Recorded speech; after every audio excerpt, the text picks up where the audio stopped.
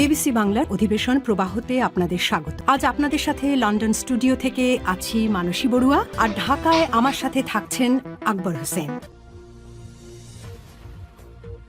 বাংলাদেশের সর্বশেষ গুরুত্বপূর্ণ আপডেট সংবাদে আপনাকে স্বাগত। শুরুতেই সংবাদ শিরোনাম, পরে বিস্তারিত।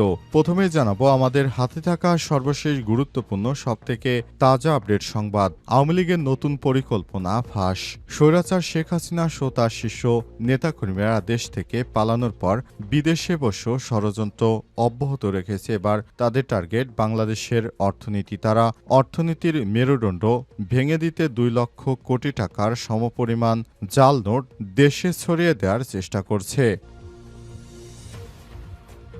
এরপর জানাবো আইনি ভিত্তি ছাড়া জুলাই সনদের মূল্য ভাঙারি দোকানের কাগজের মতো, বললেন রাশেদ প্রধান।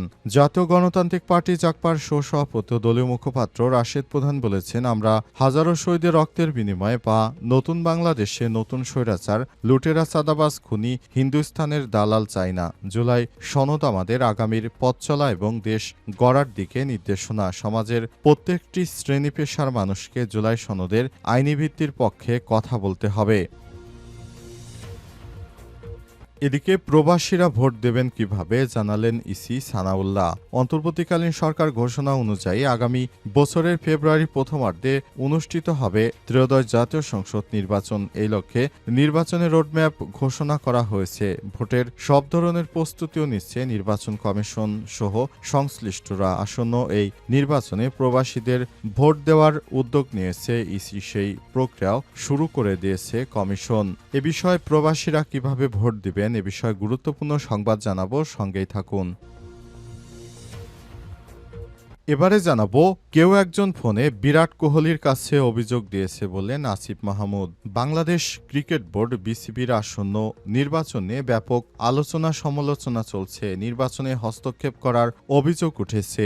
উপদেষ্টা আসিফ মাহমুদ সজীব ভুঁইয়া জানিয়েছেন, এই নির্বাচনে বাংলাদেশের নির্বাচনে ভারতকে হস্তক্ষেপ করতে বাংলাদেশ থেকে ফোনের মাধ্যমে কেউ একজন ভারতের জাতীয় দলের ক্রিকেটার বিরাট কোহলির কাছে নালিশ দিয়েছে। আর এই বিষয়টি তিনি আজ জনসম্মুখে প্রকাশ করে দিলেন।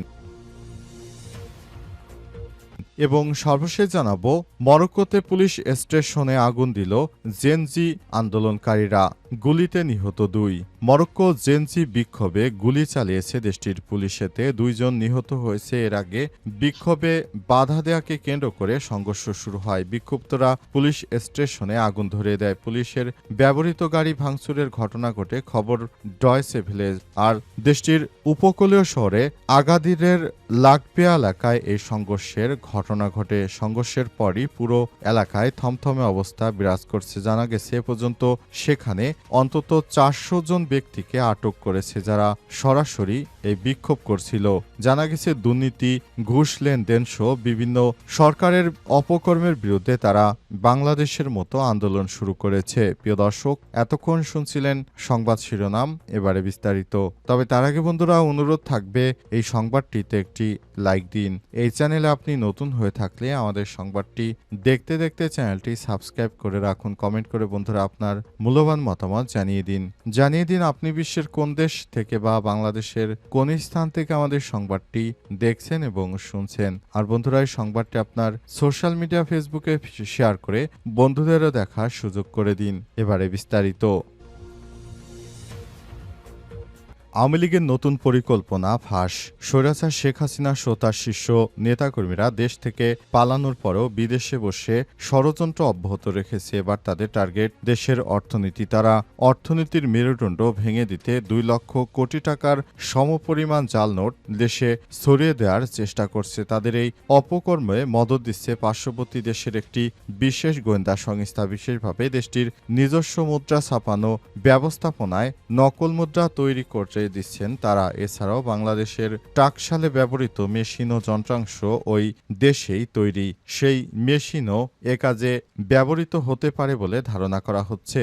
বিশেষ করে জাল মুদ্রায় ব্যবহৃত কাগজ এবং বাংলাদেশের নোটের কাগজ একই হয় সন্দেহ আরও বেড়েছে।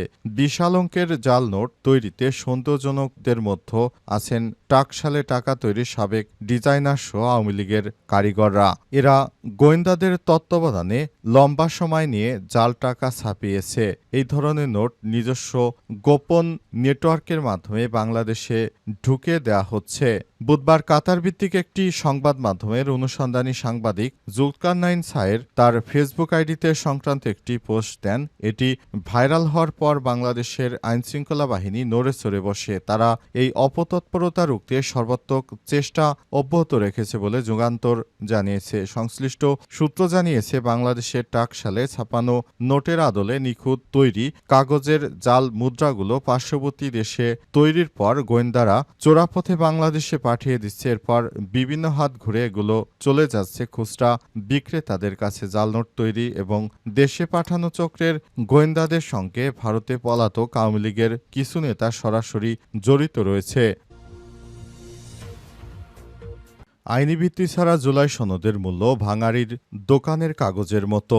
জাতীয় গণতান্ত্রিক পার্টি জাগপার সভাপতি ও দলীয় মুখপাত্র রাশেদ প্রধান বলেছেন, আমরা হাজারো শহীদের রক্তের বিনিময়ে আমরা নতুন বাংলাদেশ পেয়েছি। এই নতুন বাংলাদেশটাকে আমাদেরকে সেভাবেই সাজাতে হবে। আজ দেখা যাচ্ছে আমাদের সঙ্গে জোটে যুক্ত থাকা বিএনপি এখন তারা নিজেদের স্বার্থ হাসিলের জন্য বিভিন্ন কথাবার্তা বলছে। আসলে প্রকৃতপক্ষে আমরা একটি কথা বিএনপিকে বলতে চাই, দেখুন, জুলাই সনদের বিষয়ে আপনারা আর কখনো এই ধরনের কাজ করবেন না। আপনারা যা শুরু করেছেন, বিভিন্ন বিষয়ে আপনারা নোট অফ ডিসেন্ট দিচ্ছেন।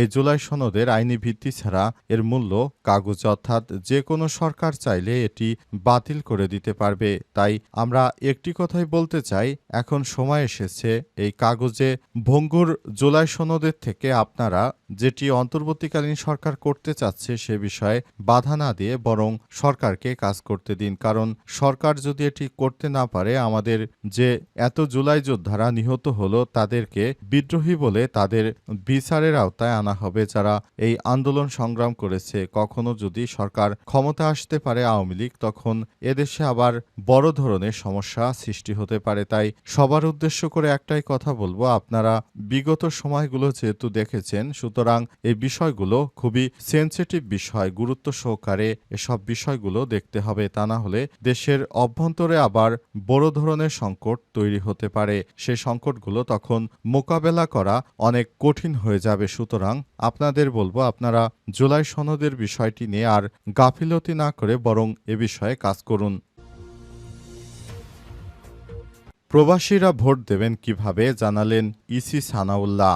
অন্তর্বর্তীকালীন সরকারের প্রধান উপদেষ্টা ঘোষণা দিয়েছেন, এখন থেকে প্রবাসীরাও ভোট দিতে পারবেন। তবে তার আগে প্রবাসীদের কয়েকটি কাজ করতে হবে বলে জানিয়েছেন ইসি সানাউল্লাহ। এর মধ্যে সবথেকে ইম্পর্টেন্ট যে কাজ সেটি হচ্ছে নির্বাচন কমিশন থেকে একটি প্লে স্টোরে অ্যাপ আপলোড দেয়া হবে। সেই অ্যাপের মাধ্যমে যারা প্রবাসের বিভিন্ন দেশে রয়েছেন তারা সেখানে নিজের বাংলাদেশের জন্ম নিবন্ধন কিংবা আইডি কার্ড ব্যবহার করে সেখানে সাইন আপ করতে হবে। এরপর সেখানে আপনি আপনার নাম ও ফোন নাম্বার ব্যবহার করে এবং আপনার বর্তমান অ্যাড্রেস ব্যবহার করে সেখানে আপনি সাইন আপ করবেন এবং সাইন আপ করার পর সেখানে আপনার নির্দিষ্ট সময়ে আপনার ঠিকানায় বাংলাদেশের ব্যালট পেপার পৌঁছে যাবে এবং এই ব্যালট পেপার পৌঁছে যাওয়ার ফলে আপনি নির্বাচনে ভোট দিবেন এবং ভোটদান শেষে আপনি আবার ডাকযোগে আপনার ওই ব্যালট পেপারটি পাঠিয়ে দিতে পারবেন। এটি হচ্ছে পোস্টাল ব্যালটের মাধ্যমে ভোট।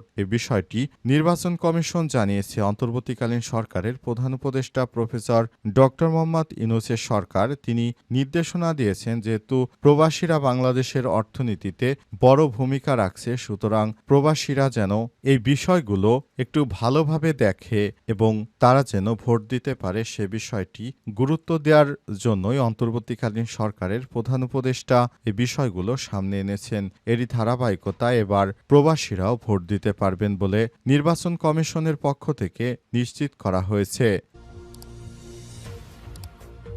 কেউ একজন ফোনে বিরাট কোহলির কাছে অভিযোগ দিয়েছে বললেন আসিফ মাহমুদ। বাংলাদেশ ক্রিকেট বোর্ড বিসিবির আসন্ন নির্বাচন নিয়ে ব্যাপক আলোচনা সমালোচনা চলছে। নির্বাচন হস্তক্ষেপ করার অভিযোগ উঠেছে ক্রীড়া উপদেষ্টা আসিফ মাহমুদ সজীব ভুঁইয়ার বিরুদ্ধে। ইতিমধ্যে জাতীয় দলের সাবেক অধিনায়ক তামিম ইকবাল সহ বিএনপিপন্থী ক্রীড়া সংগঠকদের অনেকেই তাদের মনোনয়নপত্র প্রত্যাহার করে নিয়েছে।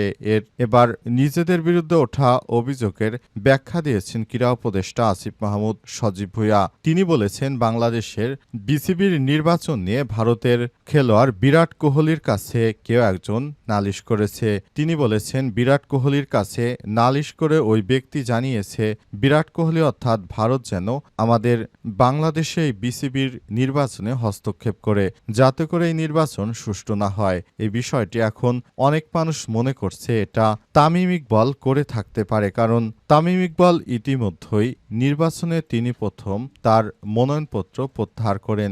জানা গেছে তামিম ইকবালের বিষয়ে অনেকেই অভিযোগ দিতে শুরু করেছে, কারণ তামিম সর্বপ্রথম সবার আগেই তিনি মনোনয়নপত্র প্রত্যাহার করে নেন। তার দেখাদেখি দেখে অন্য 14 জনও মনোনয়নপত্র প্রত্যাহার করে নেয়। সুতরাং অভিযোগের তীর এখন তামিম ইকবালের দিকেই যাচ্ছে। সেখানে বিরাট কোহলিকে বলা হচ্ছে বাংলাদেশের সরকার নির্বাচন নিয়ে তারা হস্তক্ষেপ করছে, সুতরাং এই নির্বাচনটি অবশ্যই ভালোভাবে হতে হলে ভারতকে হস্তক্ষেপ করতে হবে। তাই বাংলাদেশের উপর চাপ বাড়াতে ভারতকে কাজ করার জন্য ফোনে আহ্বান জানিয়েছে। আর বিরাট কোহলির মতো খেলোয়াড়দের সঙ্গে যোগাযোগ কাদের থাকতে পারে সে বিষয়টি এখন অনেকের কাছেই পরিষ্কার। এর মধ্যে তামিম ইকবালের নামই অভিযোগের তীর তার দিকে যাচ্ছে।